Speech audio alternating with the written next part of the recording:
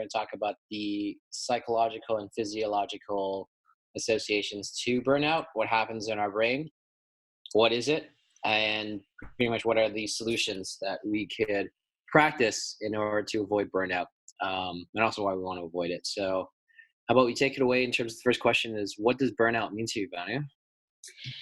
So, great question. I think this term is used a lot, especially in the startup environment that I'm in.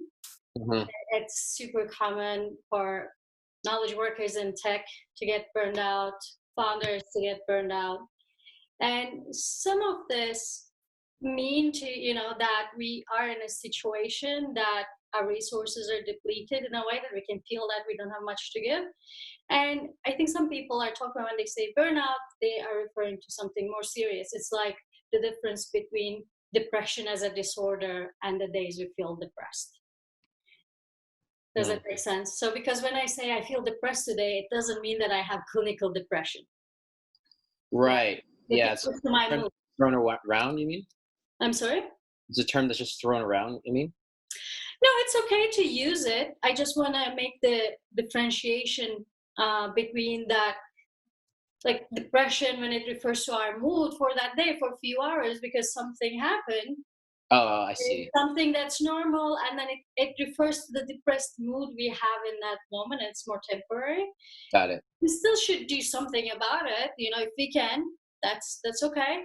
But it doesn't mean that we are clinically depressed. I think we can Got it. draw the parallel to burnout. So when we're talking about burnout, there's this temporary feelings of burnout, which is an indicator that you may need to change something in our life so that we don't end up feeling that temporarily even.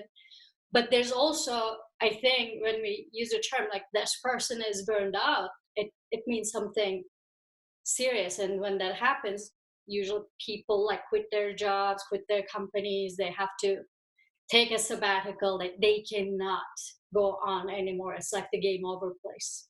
So that Mm. would be a more clinical way of do that, way of looking at it. In terms of that, I think that temporary feelings of feeling burned out are kind of red flags. The more frequent they become, then we are talking about something more serious. Right. Okay. So what is that then? What's clinically, instead of throwing the word that I'm tired, which is probably what I'm doing, I feel burnt out, but I might not actually be burnt out. So how do you diagnose someone who's actually being burnt out? Okay, so I'm going to use an analogy, Hmm. right?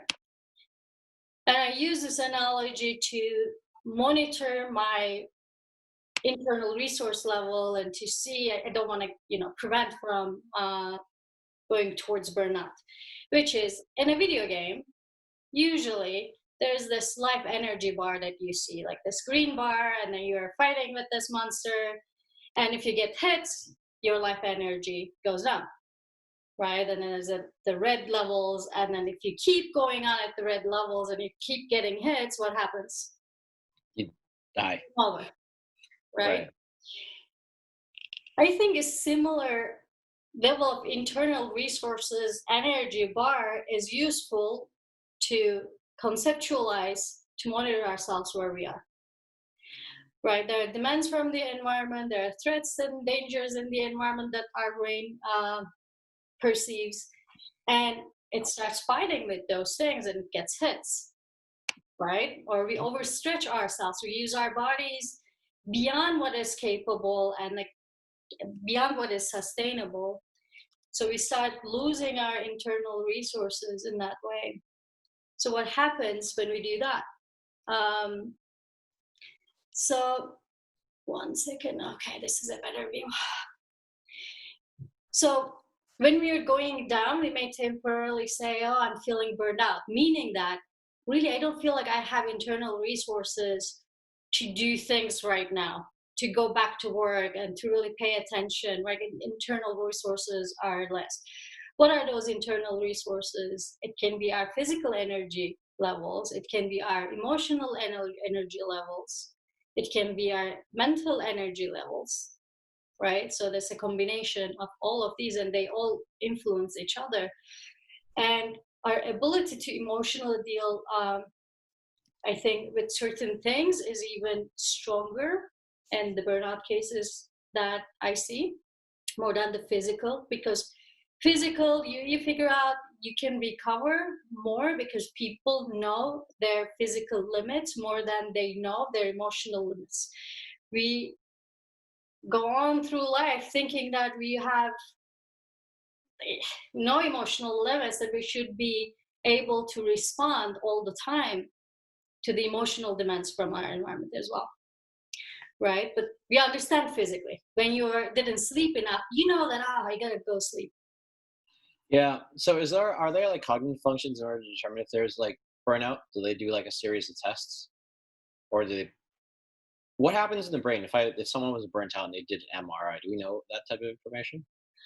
You wouldn't see an MRI, but we can look at your autonomic nervous system functioning. And in terms of that more serious cases of burnout, I see it as autonomic nervous system functioning, going from what we discussed before, from the safety system, and then we have the fight or flight system. Think about that way.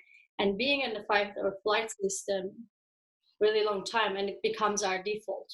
So we start functioning all the time in the fight or flight system. So our cognitive processes, of course, respond to that, right? What happens is our attention narrows down.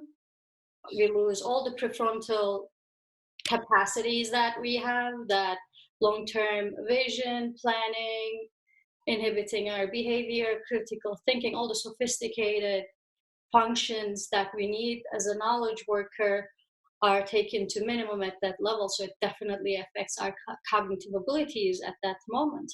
So we are thinking more short-term, more either aggressive or risk averse, depending on the person and how they respond in the situation. Yep. So when your nervous system starts functioning from that, most of the time, that's a problem, right? Because we should be functioning from a place of safety most of the time. And when there is a danger, we need to go down and go to the fight or flight and do that. So the default should be the safety system. We go to the fight or flight, come back, fight or flight, come back. And we discussed that last time. We call that resilience, right? Yeah. Our ability to come back to safety. But if you're activating this system all the time, what happens is you stop going back as frequently when the challenge is on. So you start operating from that in the nervous system capacity, which influences the way you think, the way you feel, and the way you act, and even the way you write stories in your head. So if you are fight or flight state, when you see something not working in a company, for example, you're going to be more judgmental about people. You're going to think like people suck, they're taking advantage of me, or I suck. We direct it to ourselves as well. We are more judgmental. We are more jaded in a way. We are more aggressive. We are more avoidant. And because the stories we write changes, because physiologically we are in this state. So, and I know like a lot of the startup founders live in that place, right? Fight or flight, because in the startup life, there's so many ups and downs that becomes their default mode, which is in itself problematic. And if you realize that, you definitely should do something else where you need to really focus on recovering from that before you get to burnout. Because in my definition, burnout is it progresses from fight or flight, your default place, progresses from that to collapse, shutdown, freeze system. So we have the third part of that autonomic nervous system called dorsal vagal system, which is involved with the freeze response. When you look at the nature, these animals, when they are faced a life threat, they just freeze, right? They look dead, and that's a survival mechanism in two ways. One way is that predator may let you go if you pretend you're dead. Yeah. The second one is, even if they eat you, do you really want to be eaten alive? Right? At least you want to be out, you want to dissociate and freeze so that you don't have to feel that. So that's another system that we have. And usually we progress down. It's like a ladder. Safety is at the top. Mm-hmm. And we have the sympathetic system, which is fight or flight. Mm-hmm. And then you go to dorsal vagal. Mm-hmm. So you're for a while in the fight or flight nervous system activation, and that's your default. And it keeps going on. It can get to a level that now your system starts like, okay, I cannot deal with this anymore. This is processed as a life threat.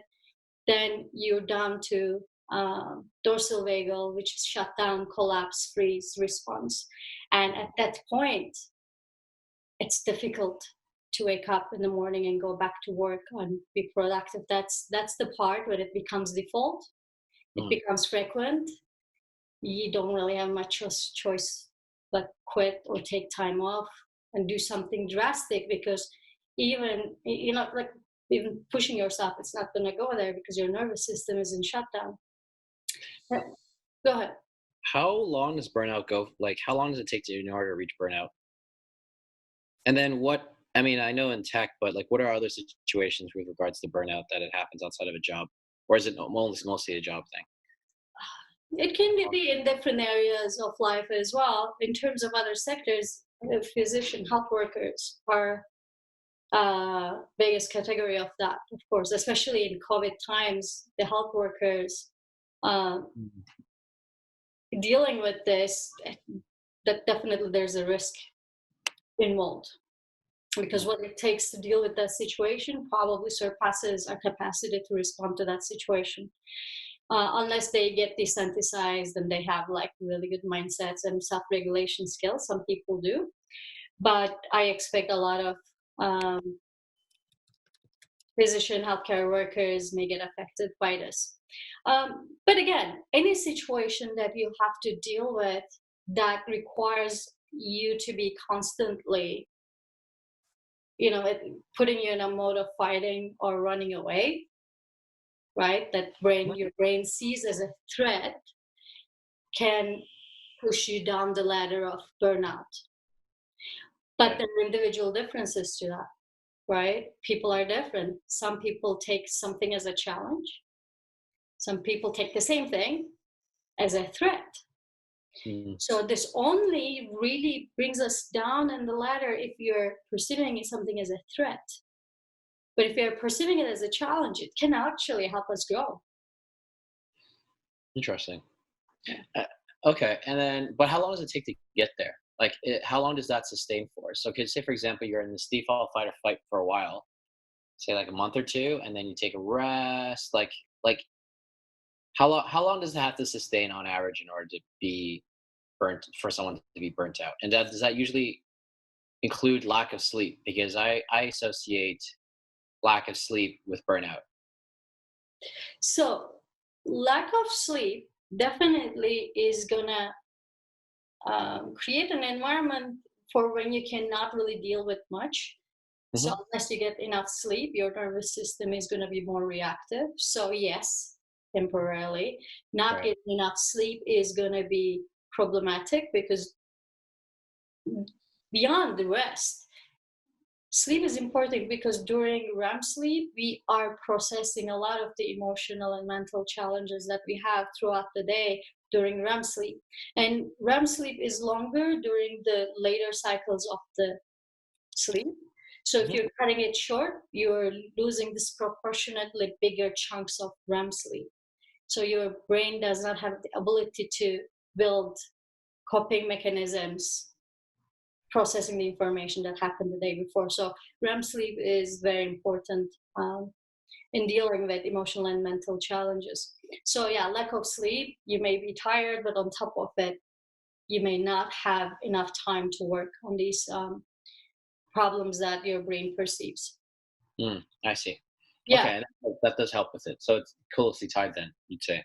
Yeah, but it's the sleep one is at least temporary, if it's a temporary sleep loss. If your lifestyle is that, you're definitely risking yourself to go towards burnout much easily. Yeah, that's fair. It's going to put you at risk if this is your lifestyle. So I would definitely suggest not to have lack of sleep as a lifestyle. It's okay to have temporarily. Everybody has that. Something happens, you cannot really sleep well. But depriving yourself sleep because you want to perform better, you want to do more things and stuff like that, I don't think is a good strategy because it's going to lower your performance drastically. Yeah, that makes sense. What's the and like I know you work with founders and stuff. What are some of the things that you've talked to them in order to like resolve this? I mean, I understand that what you're doing is like what's happening physiologically and psychologically is that you're in fight or flight for a long period of time, and then you just end up collapsing. How long does it take to recover, and what are the things that are in place in order to help that? Well, once you reach the collapsed state, nervous system starts going there, then it takes like 3 to 9 months to come back from that. So Really? yeah, Wow, that's a long time. you have to like it takes time to go there in a work format. Also, you can go there directly if you are in a life-threatening situation. You're in a war situation. That's something you can freeze. It doesn't take time for you to go visit that state. But to make it um, like a more common occurrence that you're in that state, you need to be in this situation over a period of time. So it happens in time where it becomes your, default at the workplace. But there's also trauma that can put you there. That's another issue. I'm not talking about the, Okay. collapse state caused by drama. Just disclaimer. Mhm. So coming back from it is difficult because you cannot go from the collapse state back to the safety state directly. You need to climb that ladder back up. So you need to go to make the, fight or flight, Mhm. and then um, safety system. So, and the collapse state is quite costly to the whole nervous system and the body functioning. So that's kind of the last resort strategy. And that's the oldest strategy, defense strategy, evolutionarily. And once it's active, it changes everything about us. And when we are there, there's a level of dissociation. Um, the thinking slows down, the Mhm. breathing slows down. That desire for social engagement is gone, right? That's one of those states that you just want to have the covers on your face and not to engage, like be in a hole, right? It's very Yeah. difficult to go back. And then your systems are shut down as well. Your body is not recovering, taking care of itself. It's not a restful state because all systems are shut down to reserve energy, metabolic resources. So would you say that one of the things to do, I mean, 3 months is quite a bit. I mean, that's going to be really tough, especially if you're a founder. How difficult is that when you go to a founder and say, first, what I'd like to know, like, how do you identify it when you know, in fact, that they're burned out? So are there key indicators that when you look at someone, you're absolutely burnt out without figuring out their nervous system, or is it kind of like a good guess? And then after that, how do you tell them that they got to take 3 months off? I don't need to. The number one, nobody should. If somebody should have to tell you you are burnout, they're not burnout. That you're wrong in the sense that they're in collapse. If they're in the collapse, they're going to be the one calling me. I can't do this. Mm, I can't.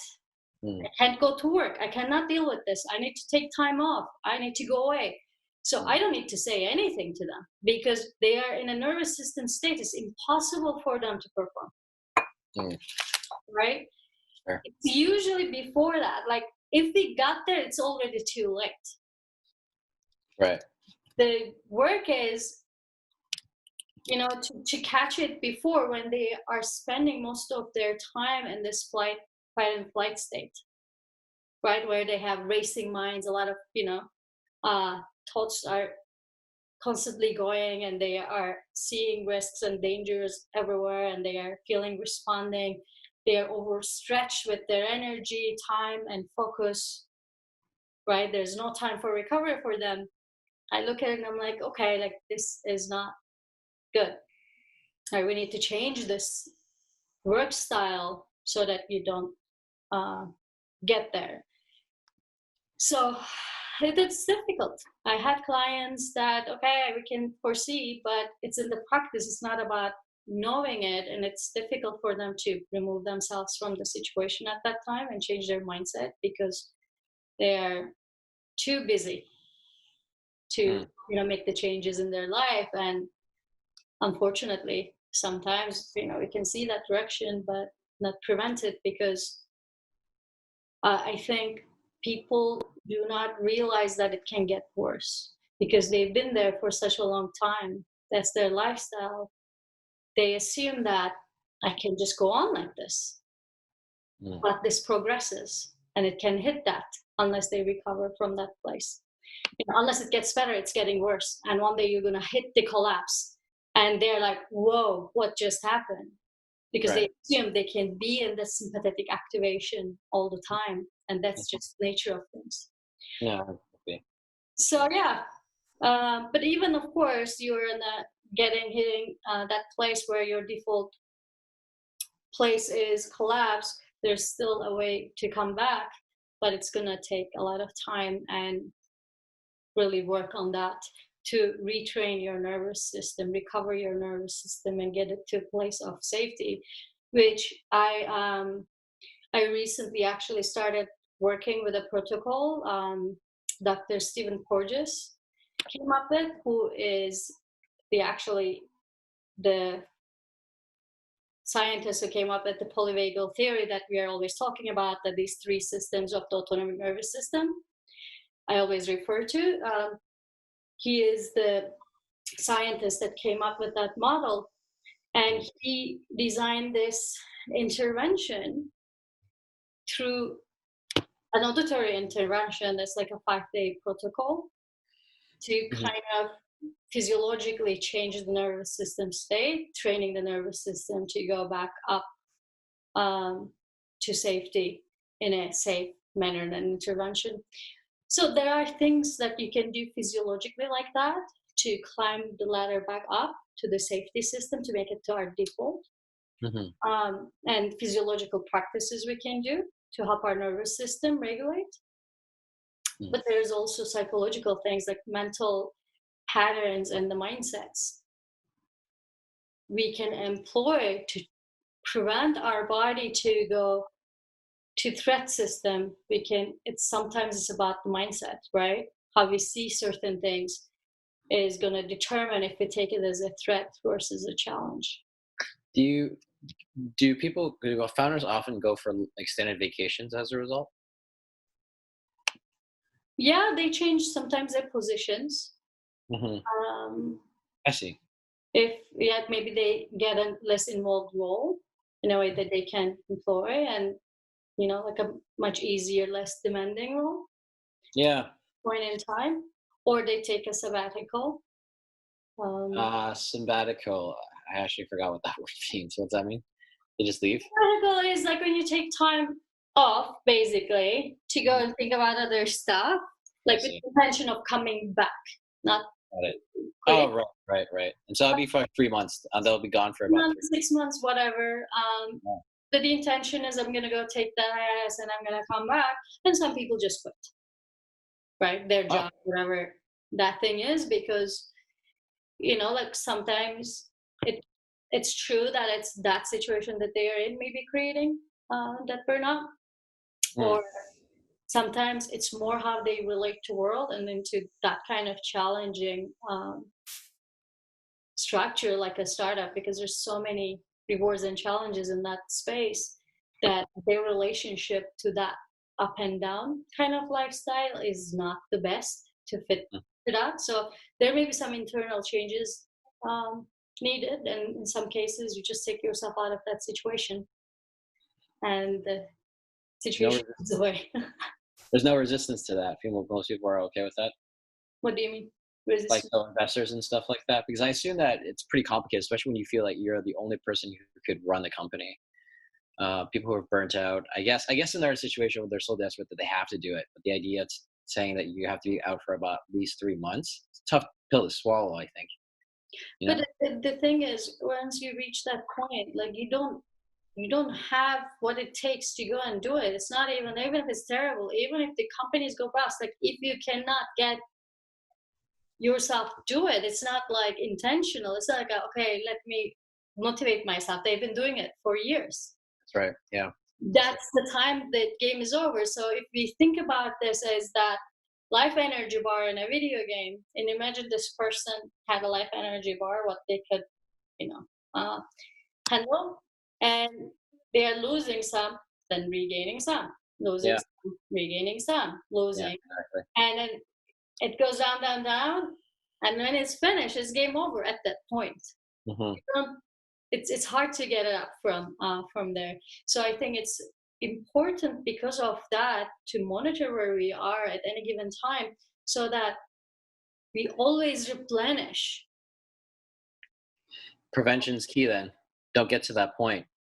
Yeah, Avoid it. you have to have a sustainable system, Hmm. right? You need to understand what depletes your energy, internal resources, and understand what replenishes your internal resources. And this is not just physical, and we're not talking about overworking in terms of hours only. I don't see many people getting burnout because they worked so much physically, they were tired or sleepless. I don't see it that, I don't see them collapsing. Mm. Yeah, they are not at their best, they cannot perform well because they're not doing. But if they have enough motivation, enough emotional and mental energy, they will still do that. Because they are replenishing it with something else, even though they are physically tired. But the problem becomes when you also get emotional heads and you're not replenishing it. You're not changing the way you see those things that drain, or you don't change the situation that drains you. In that sense, I think then we have a bigger problem. That's fair. So just like everything else, prevention is key. Otherwise, you're going to be suffering 3 months of burnout, and you're going to be in a collapse state, which I can't imagine how bad that would be. That'd be pretty bad. You're pretty much like a dead animal. In other words, right? It simulates a dead animal. Yeah, you simulate death in a way that you're shut down. Your abilities to do anything is shut down. So Mhm. your nervous system is not helping you to get out of it. So that's why that you come very slowly back from that. Coming back to that prevention, and I think beyond prevention, we have to have a sustainable approach to performance and work. Sustainable meaning that, okay, I can push myself for temporarily lack of sleep or the problems in the startups, maybe in the relationships with the other founders of the company or the investors, all that.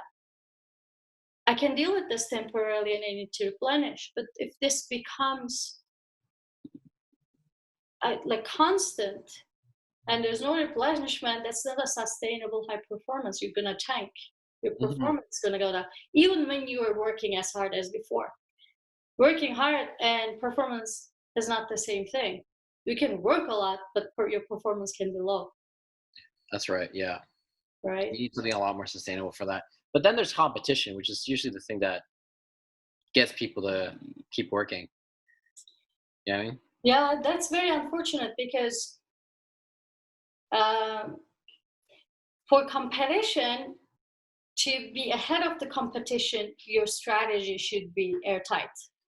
Right. You need to be innovative, you need to be ahead of the curve, you need to create very creative solutions to problems.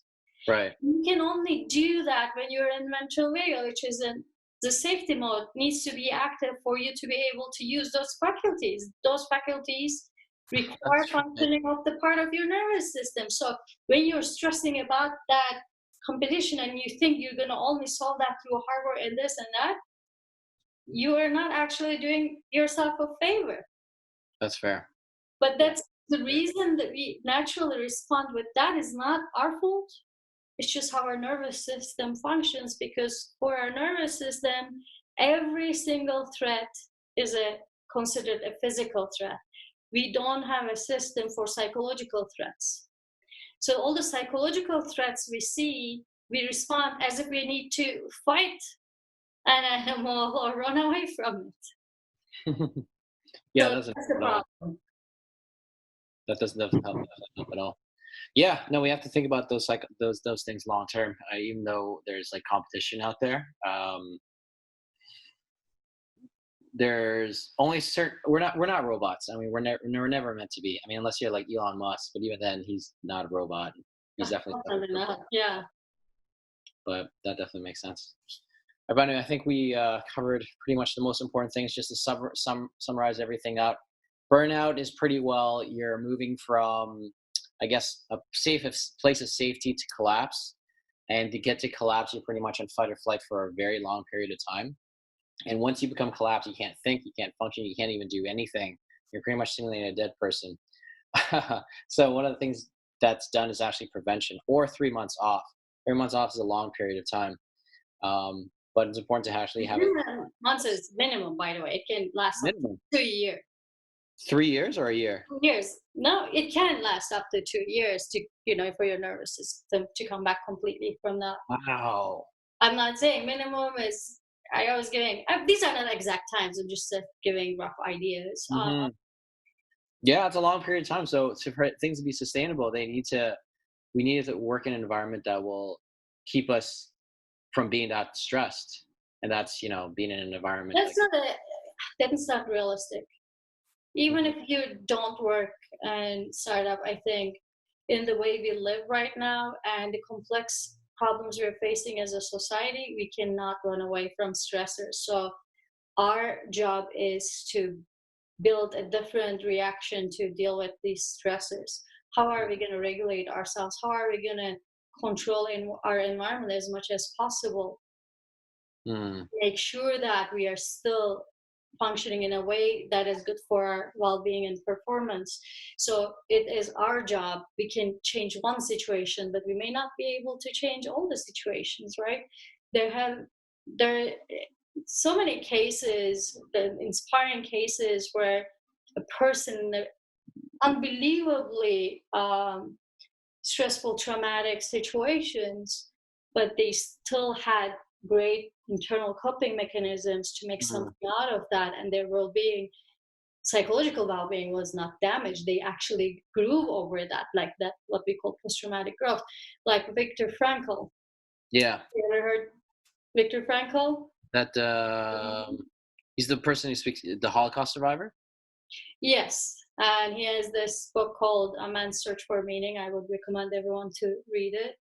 Right. Um, and it's about his experience over there, but also I think it's important to see how he took that situation and changed the way he related to that situation, that made him a survivor, not only physically but psychologically. So there are things that we can internally do, and to change the way we relate to our experiences. That is, I think, crucial. Hmm. We cannot. Mind, I'm sorry. mindset, in other words, right, as people call it, Yes. or yourself. It's definitely mindset. The stories we write about things Hmm. determines how we're gonna respond to it. If I, see that situation in a way that creates like a threat response to it, my physiological reaction to that event is going to be different. Whereas if my story sees it completely differently, then I will say, yeah, this is a challenging situation, but I Hmm. can overcome it. So there's a big difference. So mindset is a big part of it, emotion regulation. So we need to develop those skills in us. I think another thing that is very important is monitoring our internal resource levels, imagining ourselves having that life energy bar, right? Observing what is taking my life energy level down. If it's something physical like lack of sleep, something else, if I don't exercise, this and that, good. Put more of those into your life, Mm. right? Minimize the drain of that energy. If it's a emotional thing, okay, when this happens, I'm losing a lot of uh, energy, emotional energy. Then I need to ask that question: is that something I should think about changing? Hmm. or should I be changing maybe my perspective? So I would first try the first different perspectives on what story am I telling myself about this situation, and what's another way of seeing it? What's another way of seeing it? So we need to use cognitive reframing, and I will do it like 5, 6 times, looking at the same situation. And when we see that other perspectives, it resolves itself sometimes. It's sometimes that easy. And not being locked in one perspective that pushes us to fight or flight reaction. And if we feel like, okay, there's something wrong with this situation is not good for my flourishing, and I feel like this is preventing me from this and that, then you can think about it. If it's a relationship, if it's a job, if it's a company or position, whatever that is. If you feel like maybe that's the thing I need to change it, then you change it, right? Yeah. And then the second thing is always looking at replenishers. Some replenishers I think are universal, and some replenishers are very individual. So for some person, dancing may do it, replenish their energy back. For some people, writing would be that. For some people, engaging with other people, going socializing, having drinks with friends would do that. There's a combination of things that work for you. And see, universally working for everyone is developing a gratitude practice. That's a mindset shift. Training your brain to see the things that are good in life. That's really interesting. Yeah, I guess gratitude training is definitely a replenisher, and that would also help us get out of burnout as well, because we're not constantly in fight or flight. It's kind of a pause. Yeah, it kind of changes your mind, as you mentioned. Yeah, if you notice, if you're focusing on what is good and how much you have, guess which nervous system part is active? It's What the nervous safety system? system. I have things that support me, right? It helps you to go to ventral vagal. Whenever you feel grateful, you are visiting the safety system. And if you develop that gratitude towards most thing in life and it becomes part of the way you see the world, guess what?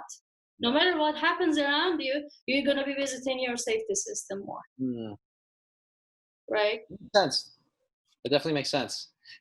Yeah, I'll never forget how far I have come, and a lot of people have come, and it does help me appreciate what I have a lot more, and it does help with happiness for sure. So Um, you practice gratitude? I mean, not in an active way, Hmm. but I do definitely. Um, I guess how I guess what kids would call these days, hyping myself up, which is pretty well. Just be happy with what I got, and just not be afraid of just saying, yeah, I got all this. Um, yeah, makes sense. Yeah, and for people who wants to take on that practice, if they want to do a structured way, the way I do it is number one, going through three things you like about your day if you're doing it at night. For example, what are you grateful that for that day before Hmm. going to bed? And also adding elements of also three things you take for granted normally. Hmm. Those things that like a running toilet, right? If Hmm. you've been to Burning Man, You don't have any of that.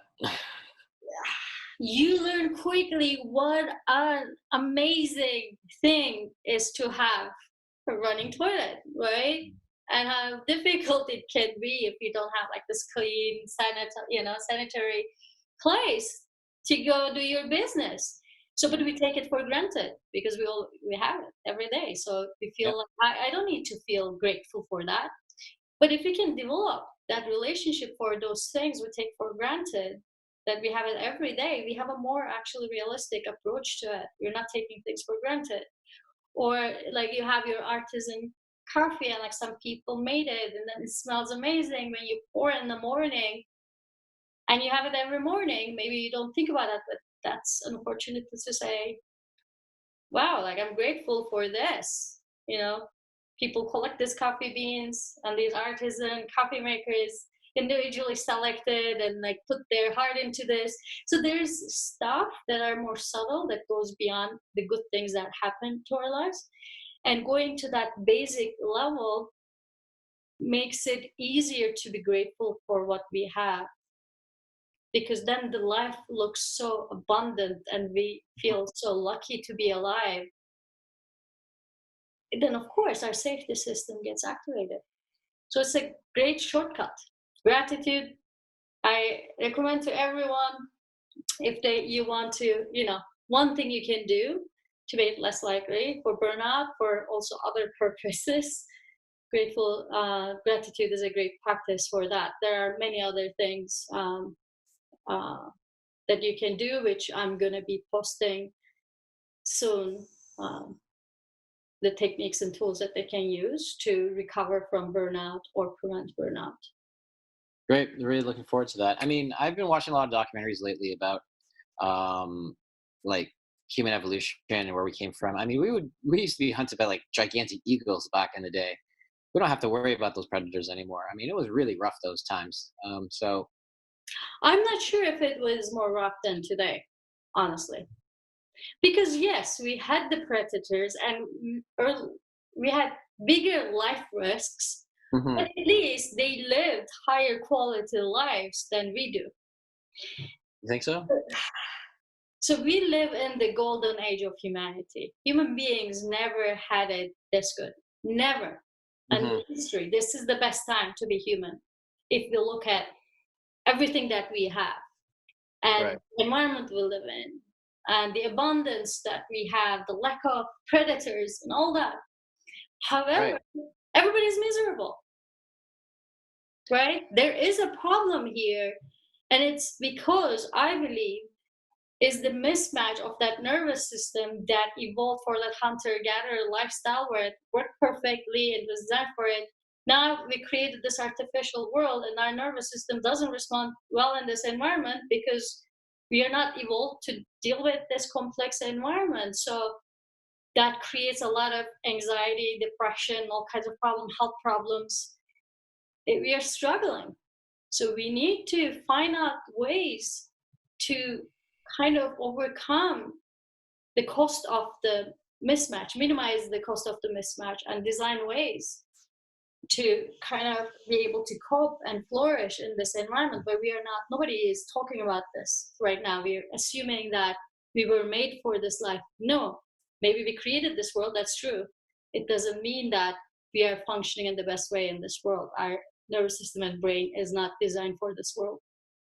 Well, I mean, we created an environment to try to minimize on misery, which is starvation and starvation and danger of our lives dying and basically our kids dying.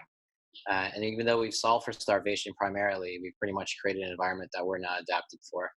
And that seems to be the recurring theme. Um, yeah. It's gonna get worse. Hmm. It's gonna get worse Exactly. pretty fast. And that's why I'm also really passionate about preparing for that. We didn't even catch up with the needs of that matching of the environment and the nervous system yet. Yeah. And we're widening that gap more every day. And it's the growth of our technology is exponential. So Hmm. we're not prepared yet. So yeah, I'm working actually on a manifesto. I call it the Superhumanist Manifesto. So an idea of being superhuman is actually the human being that understand the limitations of being human and designs ways to Interesting. make up for that and make us match to the environment. Because for every organism, when we talk about the survival of the fittest means the best adaptive to the environment they are in. That's right. But we are not adaptive to the environment right now because this is an artificial world. This is not what we evolved for. So unless we intentionally swim against the current and figure out the way to function well in this environment, and this environment is going to change drastically very soon, we don't figure out ways, I think human beings are going to suffer more, even though we have everything we need. We Hmm. suffer. That's right. Yeah. So interesting. So interesting. We need to figure it out. We have a Yeah. lot of work to do. Well, we'll look forward for that manifesto. All right. I'll let you know. Well, thank you so much. Today was a great discussion. I'll see you next week. All right. See you next week. All Bye. right.